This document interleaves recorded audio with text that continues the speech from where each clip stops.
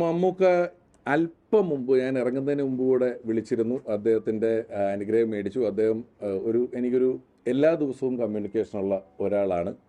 രാഷ്ട്രീയപരമായ കാര്യങ്ങളിൽ ഒരുപക്ഷെ കഴിഞ്ഞ കുറേ നാളുകളിൽ ഞാൻ ഏറ്റവും കൂടുതൽ ചർച്ചകൾ ചെയ്തിട്ടുള്ളതും ആശയ സംവാദങ്ങൾ നടത്തുന്നതും മമ്മൂക്ക എന്ന് പറയുന്ന ഒരാളാണ്. അദ്ദേഹം എത്രയോ മുഖ്യമന്ത്രിമാരെ അടുത്ത് പരിചയമുള്ള, കഴിഞ്ഞ കുറേ നാളുകളിൽ ഏറ്റവും സജീവമായി ഇവിടെ നിന്നിട്ടുള്ള ഒരാളാണ്. അപ്പോൾ അദ്ദേഹം എല്ലാ കാര്യങ്ങളിലും എനിക്ക് വേണ്ട നിർദ്ദേശങ്ങളും അഭിപ്രായങ്ങളും എതിരഭിപ്രായങ്ങളാണെങ്കിൽ അതും വെച്ച് സംസാരിച്ചിട്ടുണ്ട്.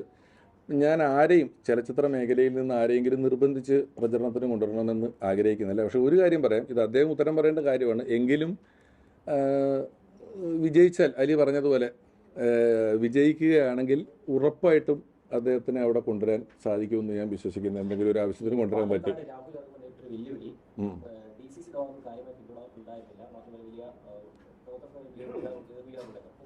ഞാൻ ചോദിച്ചിട്ട് അടുത്ത 18 ദിവസം നീ രാഹുലിനെ പറ്റി മാത്രമേ ചോദിക്കുന്നുള്ളൂ. നമ്മൾ മമ്മൂക്കയിലെത്തി കാര്യങ്ങൾ അവിടെ നിന്ന് വണ്ടി എടുത്ത് ഞാൻ ഇതിങ്ങനെ കൺക്ലൂഡ് ചെയ്യുന്നു. അദ്ദേഹം ചെയ്തത് അദ്ദേഹം നല്ല കാര്യങ്ങൾ പറഞ്ഞിരുന്നല്ലോ.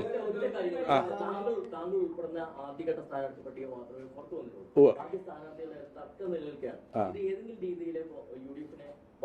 അത് എല്ലാ പാർട്ടിയിലും ഉണ്ട്. ഇല്ല, എല്ലാ പാർട്ടിക്കും ഒരുപോലെയാണ്. ഒരുപക്ഷെ ഇത്രയും വിമതരുള്ള, ഇത്രയും തർക്കങ്ങൾ നടക്കുന്ന ഒരു ഇലക്ഷൻ വേറെ ഇതിനു മുമ്പ് ഉണ്ടായിട്ടുണ്ടോ എന്ന് എനിക്ക് സംശയമുണ്ട്. അത് UDF മാത്രമല്ല, എല്ലാ പാർട്ടിയിലും ഇത്തരത്തിലുള്ള സ്ഥാനാർത്ഥിത്വവുമായി ബന്ധപ്പെട്ട തർക്കങ്ങൾ നടക്കുന്നുണ്ട്. നമ്മുടെ മാത്രം ഒരു പ്രശ്നമല്ല അത്. സജീവമായി നിൽക്കുന്ന ഒരാളാണ്. സ്വാഭാവികമായും പ്രചരണം വരുമ്പോൾ അത് ഞാനിപ്പോൾ പറഞ്ഞല്ലോ, ഞാൻ ആരെയും അങ്ങനെ നിർബന്ധിച്ച് അവിടെ എനിക്ക് പ്രചരണത്തിന് വരണമെന്നുള്ളത് പറയുന്നില്ല. പിന്നെ സിനിമയിൽ സജീവം എന്ന് പറയുന്ന അത്രയും പടങ്ങൾ ഞാൻ ചെയ്യുന്നില്ല. ഞാൻ ടെലിവിഷനും വേദിയിലൊക്കെയാണ് കൂടുതലായിട്ടുള്ളത്.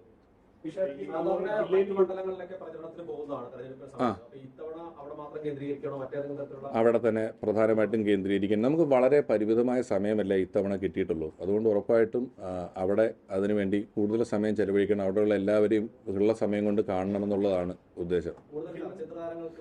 പിന്നെ ഞാൻ ഒരു കാര്യം ഇതിനിടെ പറഞ്ഞിട്ട്, ബാബുച്ചേട്ടൻ ഇവിടെ ഇരിക്കുന്നുണ്ട്. ബാബുച്ചേട്ടൻ്റെ വീട് ഇവിടെയാണ്. അപ്പം ഇടയ്ക്ക് തൃപ്പൂണിത്തുറ എന്ന് പറഞ്ഞൊക്കെ എൻ്റെ പേര് വരും, അല്ലെങ്കിൽ ഇടയ്ക്ക് വരും. ഞാൻ മമ്മൂക്കയോട് ചോദിക്കുന്നുള്ളൂ പറഞ്ഞതുപോലെ ഇദ്ദേഹം ബാബുച്ചേട്ടൻ ഒരിക്കൽ എന്നോട് പറഞ്ഞിട്ടുണ്ട്, നിങ്ങളെപ്പോലല്ല രാവിലെ നടക്കാൻ ഇറങ്ങുമ്പം സീലിൻ്റെ പാടും സീലും കയ്യിലെടുത്തുകൊണ്ട് നടക്കും. കാരണം വഴിയിൽ ആൾക്കാർ റേഷൻ കാർഡിൻ്റെ ആവശ്യം പറഞ്ഞാൽ വഴിയിൽ വെച്ച് അത് സീൽ ചെയ്ത് കൊടുത്തും ഒപ്പിട്ട് കൊടുത്ത് നടക്കുന്ന ഒരു കാലം, 90കളിലെ കാലമാണ് പറയുന്നത്. അപ്പം ഒരു 10-30 വർഷക്കാലം ഒരു മണ്ഡലം നോക്കി നടന്ന ബാബുച്ചേട്ടന് പോയിട്ട് ഞാൻ ഇടയ്ക്കിടയ്ക്ക് സംസാരിക്കും, എങ്ങനെയാണ് ജനങ്ങളോട് അദ്ദേഹം ഇടപെട്ടിട്ടുള്ളത്, അല്ലെങ്കിൽ എങ്ങനെയാണ് ജനകീയമായിട്ട് നിൽക്കുന്നത് എന്നുള്ള കാര്യങ്ങളല്ല. അപ്പം മറ്റൊരു മണ്ഡലത്തിൽ ഇപ്പോൾ ഈ ഒരു സാഹചര്യത്തിൽ പോകുന്നതിനേക്കാളും പാലക്കാടെന്ന് പറയുന്ന എൻ്റെ ജന്മനാടും അവിടെയുള്ള ജനങ്ങളും അവിടെയുള്ള ജനങ്ങളുടെ ആവശ്യങ്ങൾക്കും തന്നെയായിരിക്കും ഇനി അങ്ങോട്ട് ഏറ്റവും പ്രാധാന്യം ഉണ്ടായിരിക്കുക.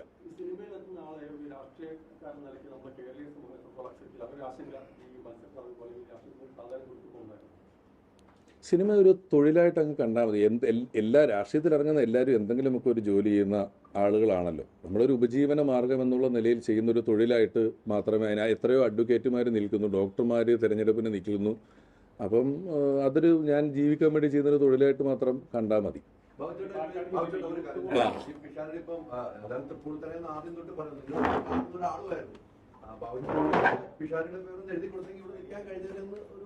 സംസാരമൊക്കെ നടക്കുന്നുണ്ട്. അത് കേൾക്കാൻ മാറി. ഇപ്പം പാലക്കാടാണ്. പാലക്കാട് പിഷാരടി ഭരിക്കുന്നത് എത്രമാത്രം വിജയം ഉറപ്പിക്കാൻ പറ്റുമെന്നാണ് ബാബുച്ചേട്ടൻ്റെ ഒരു? എനിക്ക് 100% ഉറപ്പായിട്ടുള്ള കാര്യമാണ്. ഇവിടെ ഇപ്പം ഞാൻ അദ്ദേഹത്തെ സ്ഥാനാർത്ഥിയായിട്ടാണ് യാത്രയാക്കിയത്. ഇനി ഞാൻ അദ്ദേഹത്തെ സ്വീകരിക്കുന്നത് MLA ആയിട്ടായിരിക്കും, ഒരു സംശയമില്ല. അത് മാത്രമല്ല, പാലക്കാട് അവിടെ BJP ശക്തമായിട്ടൊരു സ്ഥലമാണ്. കഴിഞ്ഞ പ്രാവശ്യം ഷാഫി മത്സരിച്ചത് ഏറ്റവും ശക്തനായ ഒരു സ്ഥാനാർത്ഥിയായിട്ടല്ലേ കഴിഞ്ഞ പ്രാവശ്യം മത്സരിച്ചത്. കഴിഞ്ഞ 2 പ്രാവശ്യവും 3 പ്രാവശ്യവും ഉപതെരഞ്ഞെടുപ്പിലും അതിനു മുമ്പും കോൺഗ്രസ് സ്ഥാനാർത്ഥികളല്ലേ ജയിച്ചത്. 2 പ്രാവശ്യം ഷാഫിയും ഉപതെരഞ്ഞെടുപ്പിൽ രാഹുലും അല്ലേ ജയിച്ചത്. അപ്പം അതുകൊണ്ട് അവിടെ വിജയസാധ്യതയ്ക്ക് ഒരു കുറവില്ല. പിന്നെ മറ്റൊരു കാര്യം, പിഷാരടിയെ കുറിച്ച് എനിക്കൊരു കാര്യം പറയാറുണ്ട്. ഞാൻ പിഷാരടിയെ വിലയിരുത്തുന്ന ആളാണ് എപ്പോഴും. അദ്ദേഹം ഒരു സെലിബ്രിറ്റിയാണ് എന്നതിൻ്റെ ഒപ്പം തന്നെ എൻ്റെ വിലയിരുത്തലിൽ സാധാരണ ജനങ്ങളുമായി എത്രയും താഴെ തട്ടിൽ ഇടപെടുന്നതിനും ഒരു ബുദ്ധിമുട്ടും ഇല്ലാത്ത ഒരാളാണ് അദ്ദേഹം. ഞാൻ അവിടെ എൻ്റെ വീടിൻ്റെ മുമ്പിൽ ഇദ്ദേഹത്തിൻ്റെ ദിവസം ഇടയ്ക്കിടയ്ക്ക് ഞങ്ങൾ കാണുകയും ചെയ്യും. പക്ഷെ അദ്ദേഹം ഇവിടെ ഉള്ള സമയത്ത് അദ്ദേഹം നടന്നൊരു സാധാരണക്കാരനെ പോലെ ക്ഷേത്ര ദർശനത്തിന് പോകണു, ഇവിടെയുള്ള പരിപാടിക്കൊക്കെ പോകുന്നു. അദ്ദേഹം ഒരു ഈശ്വരവിശ്വാസി, തികഞ്ഞ ഈശ്വരവിശ്വാസിയാണെന്നുള്ളതോടൊപ്പം തന്നെ മറ്റെല്ലാ സമുദായക്കാരുമായിട്ടും സമൂഹങ്ങളുമായിട്ടും നല്ല ബന്ധമുള്ള ഒരാളാണ്. അദ്ദേഹം ഒരു സെലിബ്രിറ്റി മാത്രമല്ല, ഒരു ഗ്രൗണ്ട് എർത്ത് എന്ന് പറയുന്നില്ലേ, ആ രീതിയിലുള്ള ഒരാളായിട്ട് എനിക്ക് കാണാൻ സാധിച്ചിട്ടുണ്ട്. എനിക്ക് തന്നെ അത്ഭുതം തോന്നിയിട്ടുണ്ട്. കാരണം ഇവിടെ ഉത്സവം നടക്കണം, അപ്പോൾ ഞാൻ ഉൾപ്പെടെയുള്ള ഒരു വണ്ടിയിലേ പോകുള്ളൂ. അദ്ദേഹം ഇവിടെ കുടുംബമായിട്ട് നടന്ന് അമ്പലത്തിലേക്ക് പോകുന്ന ഒരാളാണ്. ഞാൻ ചോദിച്ചു, അവിടെ വിളിച്ചു വല്ലതും പറയണമെന്ന് ചോദിച്ചു. വേണ്ടാന്ന് പറഞ്ഞത്. ഇപ്പോൾ ഏറ്റവും ഒടുവിൽ തൃപ്പൂണിത്തുറ അമ്പലത്തിൽ ഉത്സവം നടന്നു. വൈകുന്നേരം ഒരു 7:30 മണിക്ക് ഇദ്ദേഹം കുടുംബമായിട്ട് പോവുകയാണ്.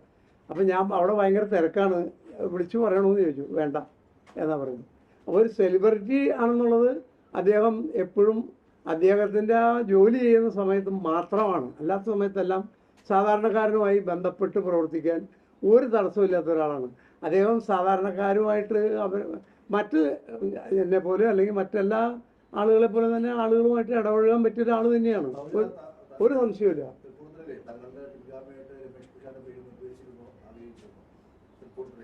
അല്ല, ഇപ്പൊ പാലക്കാടല്ലേ നമ്മള്, പാലക്കാട് നിന്ന് ഇപ്പൊ ഡൈവേർട്ട് ചെയ്തുകൊണ്ട്. അല്ല, ഞാൻ പറഞ്ഞത് ഇപ്പൊ ഞാൻ തൃപ്പൂണിത്തുറയിലെ കാര്യങ്ങൾ സംസാരിക്കാൻ താല്പര്യം. അല്ല, ഇപ്പൊ പാലക്കാടാണ് അത് ഡൈവേർട്ട് ചെയ്ത് പോകുന്നത്. അതുമല്ല, ഒരു കാര്യം കൂടെ പറയട്ടെ. ബാബു ചേട്ടൻ എന്ന് പറഞ്ഞ ഒരാള് ഇത് പറഞ്ഞ് പൂർത്തിയാക്കിയില്ല. ഞാൻ പറഞ്ഞല്ലോ, അദ്ദേഹം ഏറ്റവും താഴെത്തട്ടിലെ ആളുകളുമായിട്ട് ബന്ധപ്പെടുന്ന ഒരാളാണ്. അദ്ദേഹത്തിന്റെ ആ ഒരു സെലിബ്രിറ്റി എന്നുള്ളതെല്ലാം അദ്ദേഹം വർക്ക് ചെയ്യുന്ന സമയത്ത് മാത്രമായിട്ടാണ് ഞാൻ കണക്കാക്കിയിട്ടുള്ളൂ. മറ്റൊരു കാര്യം, ഇദ്ദേഹം ഒരു സെലിബ്രിറ്റി എന്നുള്ള നിലയിൽ പിടിച്ചുകൊണ്ടുവന്ന് പെട്ടെന്ന് ഒരു സ്ഥാനാർത്ഥിയാക്കുന്ന ഒരാളല്ല. കഴിഞ്ഞ കുറേ കാലമായി കോൺഗ്രസുമായി ബന്ധപ്പെട്ട എല്ലാ പരിപാടികളിലും അദ്ദേഹം പങ്കെടുക്കുന്നുണ്ട്. സാധാരണഗതിയിൽ കോൺഗ്രസിൻ്റെ പ്ലാറ്റ്ഫോമിലെല്ലാം വരാൻ പല കലാകാരന്മാർക്കും കുറച്ച് ബുദ്ധിമുട്ടുണ്ടാവും. എന്നാൽ പിഷാരടിയെ സംബന്ധിച്ചിടത്തോളം പിഷാരടി അങ്ങനൊരു നിലപാടായിരുന്നില്ല. എപ്പോൾ വിളിച്ചാലും എന്ത് പരിപാടികൾക്ക് പോകാൻ സന്മനസ്സുള്ള ഒരാളാണ്. ആ നിലയിൽ അദ്ദേഹത്തിന് പാലക്കാട് ജനങ്ങൾക്ക് വേണ്ടി നന്നായി പ്രവർത്തിക്കാൻ സാധിക്കും എന്നാണ് ഈ വിശ്വസിക്കുന്നത്. ഞാൻ തീരുമാനിച്ചില്ല, ആരോഗ്യം അനുവദിച്ചാൽ പോകും.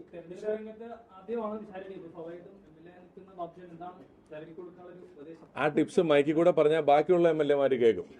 ഇത് ഞങ്ങൾക്ക് മാത്രമുള്ള ടിപ്പാണ്. ഞാൻ ഉപദേശം നൽകേണ്ട കാര്യമില്ല. അദ്ദേഹം യഥാർത്ഥം പറഞ്ഞാൽ ഈ കാര്യങ്ങളെല്ലാം വിലയിരുത്തി മനസ്സിലാക്കുന്ന ഒരാളാണ്. ഞാൻ ഉപദേശിക്കാം. അദ്ദേഹത്തിന്റെ ശൈലിയുണ്ട്. ഏതായാലും ഞാൻ ചെയ്യുന്ന പ്രവർത്തനം എന്താണെന്നുള്ളത് അദ്ദേഹം കുറെ കാലമായി നേരിട്ട് കണ്ടുകൊണ്ടിരിക്കുന്ന ഒരാളാണ്. കേന്ദ്രമില്ല, കേരളമില്ല, നമ്മുടെ എറണാകുളം കോർപ്പറേഷൻ പോലും ഇല്ലാത്ത സമയത്താണ് ഞാനിത് വളരെ ശക്തിയുക്തം പറഞ്ഞത്. ഞാൻ അതുകൊണ്ടാണ് പറഞ്ഞത്, കോൺഗ്രസ് മുന്നിലേക്ക് വെക്കുന്ന ഐഡിയോളജിക്ക് വലിയ പ്രാധാന്യമുണ്ട്.